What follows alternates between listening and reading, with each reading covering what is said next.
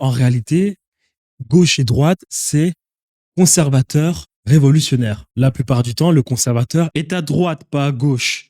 Et le conservateur, c'est celui qui a le pouvoir dans une structure, dans une société. Il faut qu'on s'intéresse aux travaux de Karl Marx. Il n'y a pas eu que Karl Marx qui en a parlé, mais parlons de Karl Marx, car tout le monde connaît Karl Marx. Et Karl Marx nous explique que vous avez celui qui est au pouvoir, qui souvent, la plupart du temps, contrôle ce qu'il appelle l'infrastructure et la superstructure. Voilà pourquoi, en réalité, la France insoumise est un parti de droite.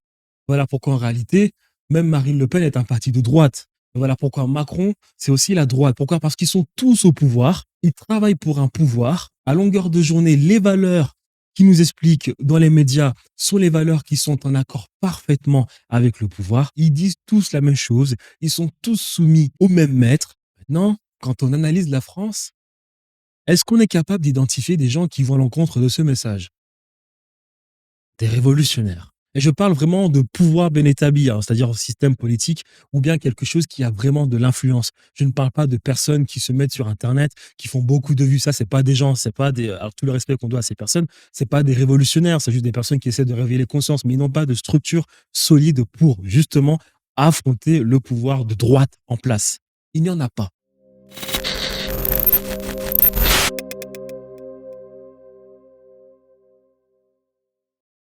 J'aimerais montrer dans cette vidéo pourquoi la France insoumise est un parti de droite, le Rassemblement national, parti de droite, Macron, parti de droite, et que tous les partis dont nous parlons aujourd'hui, que nous connaissons principalement dans les médias, sont aussi des partis de droite. J'aimerais le montrer dans cette vidéo. Et dans le fond, en réalité, la droite et la gauche n'existent pas vraiment, ou bien la perception des gens pour ce qui est de la droite et de la gauche est fausse, tout simplement. Donc, pour expliquer en réalité qu'est-ce que la droite et la gauche, il suffit juste d'observer les systèmes sociaux, politico-économiques qu'ont connus les pays et plus précisément la France.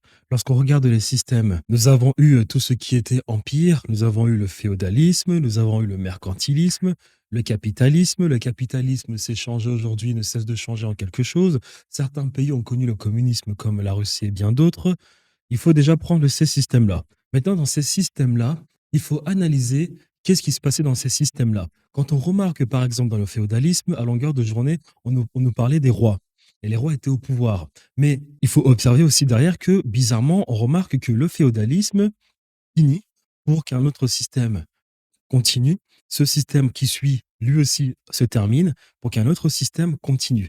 Féodalisme, féodalisme, monarchie absolue, monarchie constitutionnelle. Ensuite, capitalisme, capitalisme industriel, capitalisme financier, capitalisme du numérique, hein, c'est-à-dire Internet. Et aujourd'hui, sur la connaissance, ça change sans arrêt, sans arrêt, sans arrêt. Maintenant qu'on sait ça, on se doute bien que dans les systèmes en question, il y a des personnes qui dominent le système. Et il n'y a aucune raison pour que ces personnes décident du jour au lendemain d'arrêter de dominer le système. On est d'accord. Mais si un système s'est terminé, c'est qu'il y avait forcément des personnes qui ont fait en sorte que la personne qui dirigeait ce système cesse d'exister. Donc on remarque déjà, en réalité, il y a une sorte de dialectique, si je ne puis dire, entre des personnes qui contrôlent un système et des personnes qui demandent à ce que le système change. Donc, en réalité, on remarque qu'il y a une opposition entre des gens au pouvoir et des révolutionnaires.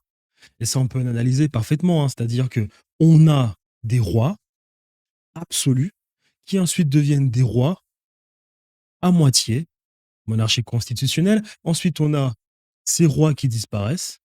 On a des capitalistes qui trouvent le moyen de s'enrichir au travers de l'industrie, mais eux aussi disparaissent pour certains. Le capitalisme change de nature et ainsi, ainsi, ainsi, ainsi de suite. Donc, par extension, on remarque en réalité que il y a deux oppositions: conservateurs, ceux qui sont au pouvoir, et révolutionnaires, ceux qui veulent changer le pouvoir. Et on remarque aussi que, bizarrement, lorsqu'on change de système, celui qui est au pouvoir et qui perd le pouvoir veut revenir au pouvoir. Mais qu'avec le temps, son influence ne fait que diminuer, diminuer, diminuer, diminuer, pendant que celui qui voulait le changement, comme par hasard, prend le pouvoir jusqu'à ce que lui aussi trouve quelqu'un qui va le remplacer. L'exemple parfait, c'est par exemple en France, la monarchie et la République. On a eu des rois Ces rois-là, il y a eu des révolutionnaires qui ont coupé la tête du roi. Ces révolutionnaires se sont entendus avec d'autres rois. Ils ont trouvé un terrain d'entente, mais au bout du compte, ces révolutionnaires ont une bonne fois pour toutes coupé la tête du roi. Ces révolutionnaires ont installé leur paradigme et sans arrêt, le capitalisme a changé de nature. Ces révolutionnaires sont des bourgeois. Aujourd'hui, on a la République qui, au final, a chassé la monarchie dans son intégralité. Et entre les deux, on avait ce qu'on appelle une monarchie constitutionnelle. Donc, en réalité, la véritable opposition dans ces systèmes, c'est conservateur, celui qui est au pouvoir, et puis derrière, révolutionnaire, celui qui veut le changement. On pourrait ensuite bien analyser ce qu'on appelle la monarchie de juillet. Louis-Philippe Ier, orléaniste, 1830-1848, pour voir comment se faisaient les choses, parce que à ce moment-là, on était dans une transition entre la monarchie et la République, une monarchie constitutionnelle. Vous aviez le roi qui est au milieu, et qui parlait de juste milieu. Et puis vous aviez à gauche les personnes qui disaient on ne veut plus de monarchie, mais ça suffit, on en a déjà fait assez trop pour ce qui a été de l'interventionnisme que la France a pu faire en Europe. Surtout, on parle de Napoléon. Et puis, à l'extrême droite, il y avait des personnes qui, elles, disaient que non, il fallait continuer ce que Napoléon a fait, c'est-à-dire une bonne fois pour toutes, éliminer toute forme de monarchie en Europe. Et on considérait que ces personnes étaient un peu trop extrêmes. Elles étaient à droite. À gauche, on avait les personnes qui, elles, sont d'accord et sont OK pour que le roi soit toujours là, en haut, Louis-Philippe Ier, mais que le roi, la monarchie ne peut plus autant contrôler comme avant, et que c'est bien comme ça, et qu'on peut maintenant faire de l'argent. Et tout à droite, il y a les personnes qui disaient que non, il faut que la monarchie revienne. Louis-Philippe Ier orléaniste n'est pas un vrai roi, ce n'est pas un Bourbon et il doit disparaître. Donc, vous voyez que l'extrême droite, ce sont les anciennes personnes qui avaient le pouvoir, avec ceux qui ont réussi à commencer à avoir le pouvoir, bon, avec ceux qui avaient le pouvoir, mais bon, sont d'accord pour perdre un peu de ce pouvoir, mais quand même rester influents. Et à droite, et à gauche, excusez-moi, nous avons les personnes qui ont eu leur changement. Certaines veulent aller encore plus loin que ça, et d'autres sont OK avec le changement qu'ils ont pu avoir. Donc, ce qui veut dire qu'en réalité, il n'y a pas de droite et de gauche, parce que beaucoup de personnes nous disent que la gauche, c'est accepter son prochain, être un humaniste, ramener des étrangers, c'est la plupart du temps les pauvres, etc. Et on nous parle souvent de droite comme si c'était les riches, les méchants, ceux qui ne veulent pas se mélanger, etc. Alors qu'en réalité, la gauche et la droite, c'est juste des conservateurs et des révolutionnaires. Et on a une personne, un historien qui s'appelle René Raymond, qui a écrit un livre pour nous expliquer qu'en réalité, les droites historiquement françaises ne sont pas vraiment des droites. Il nous expliquait qu'il y avait trois types de droites. Une droite orléaniste, qui sont en fait des princes du sang, mais qui étaient OK pour une révolution, comme Louis-Philippe Ier, mais qu'étant donné que ces orléanistes étaient pour un changement, une révolution, en réalité, c'est des gauchistes, des révolutionnaires, c'est ce qu'il nous dit. Ensuite, on avait les légitimistes, c'est-à-dire ceux qui ne voulaient pas le changement, ceux qui étaient OK avec le roi et qui veulent le retour du roi. Il dit que ça, c'est la vraie droite. Et on a eu ensuite les bonapartistes gaullistes, des personnes qui voulaient un vrai schisme de monarchie à, on va dire, libéralisme, comme Napoléon, qui a fait des guerres interventionnistes dans toute l'Europe. Étant donné qu'il y a un caractère révolutionnaire où on tourne la page sur l'ancienne histoire de France, ben, intrinsèquement parlant, cet historien nous dit que Napoléon, comme De Gaulle, parce que De Gaulle est profondément républicain, ce sont des gauchistes.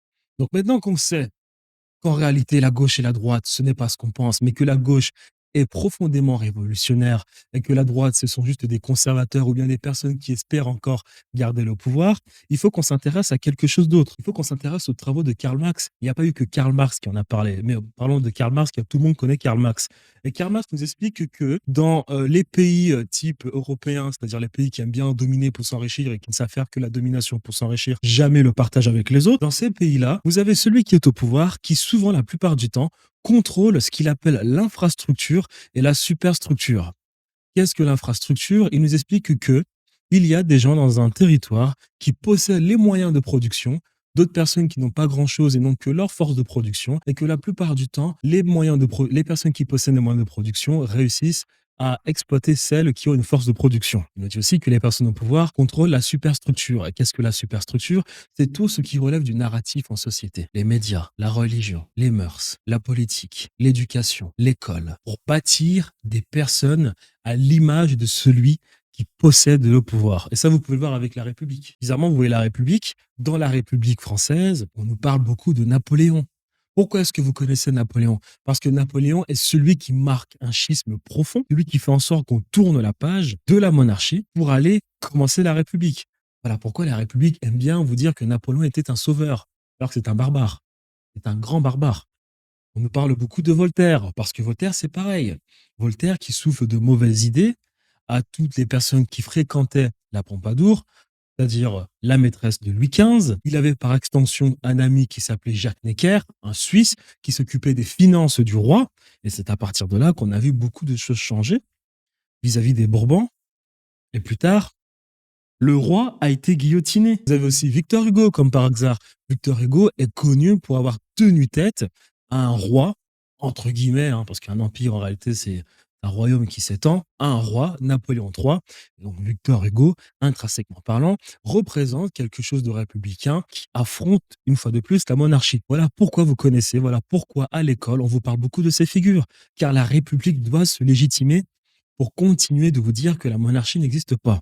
Et ça s'appelle la superstructure. Mais maintenant qu'on a expliqué ça, il faut se poser une question. Regardez par exemple à l'époque des rois, on nous parlait à longueur de journée des rois. À l'époque, quand le capitalisme a commencé, on nous parle de production, de capital, d'autonomie, de standardisation, de profit, etc. C'est toujours comme ça. À l'essor du capitalisme financier, tout le monde est au courant des marchés boursiers. À l'époque du capitalisme industriel, on ne parlait que d'industrie. Aujourd'hui, à l'époque maintenant de l'Internet, on nous parle de SaaS, on nous parle d'intelligence artificielle, on nous parle d'entrepreneuriat à longueur de journée. Il y a toujours un narratif en place par celui qui a accès et qui contrôle la superstructure. Prenez la France aujourd'hui et posez-vous la question de savoir, aujourd'hui, qu'est-ce que vous avez à longueur de journée? LGBT, sans frontières, libéralisme économique à l'international, parler l'anglais, être pro-Israël, accueillir l'étranger, diversité, plus d'identité, cosmopolite, etc. C'est ce qu'on a à longueur de journée, à l'école de la République, dans les médias, sur les réseaux sociaux, de partout. Et ce que je viens de vous dire, vous l'appelez la gauche, on est d'accord. Vous appelez ça la France insoumise, Macron, la gauche. Or, vous l'avez à longueur de journée. Donc on comprend directement qu'il contrôle le narratif. Donc c'est de la superstructure. Karl Marx l'a bien montré, que celui qui contrôle la superstructure. Et on a expliqué tout à l'heure que en réalité, gauche et droite, c'est conservateur révolutionnaire. Et que la plupart du temps, le conservateur est à droite, pas à gauche. Et le conservateur, c'est celui qui a le pouvoir dans une structure, dans une société. Voilà pourquoi en réalité, la France insoumise est un parti de droite. Voilà pourquoi en réalité, même Marine Le Pen est un parti de droite. Voilà pourquoi Macron, c'est aussi la droite. Pourquoi? Parce qu'ils sont tous au pouvoir. Ils travaillent pour un pouvoir. À longueur de journée, les valeurs qui nous expliquent dans les médias sont les valeurs qui sont en accord parfaitement avec le pouvoir.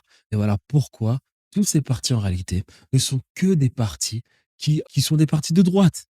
Et il n'y a pas ce faux concept de droite et de gauche. Ça, c'est un concept pour détourner l'attention. Il n'y a que des gens qui sont au pouvoir et des révolutionnaires.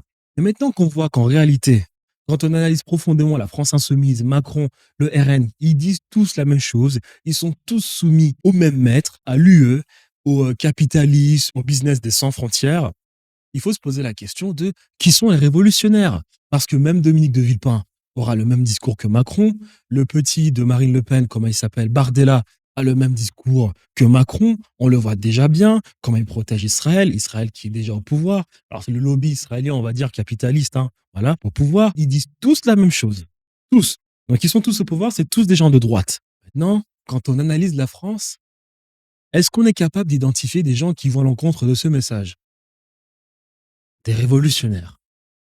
Et je parle vraiment de pouvoir bien établi, hein, c'est-à-dire un système politique ou bien quelque chose qui a vraiment de l'influence. Je ne parle pas de personnes qui se mettent sur Internet, qui font beaucoup de vues. Ça, c'est pas des gens, c'est pas des, alors tout le respect qu'on doit à ces personnes, c'est pas des révolutionnaires, c'est juste des personnes qui essaient de réveiller les consciences, mais ils n'ont pas de structure solide pour justement à affronter le pouvoir de droite en place. Il n'y en a pas. Nous n'avons pas aujourd'hui de révolutionnaire. Ce qui veut dire qu'aujourd'hui, encore pour l'instant, la France, c'est très compliqué, car il n'y a qu'un seul pouvoir en place et on ne voit toujours pas de révolutionnaire à l'horizon. Donc voilà pourquoi ce que je voulais expliquer que la France insoumise, en réalité, est un parti de droite. Le RN, c'est de la droite. Macron, c'est de la droite.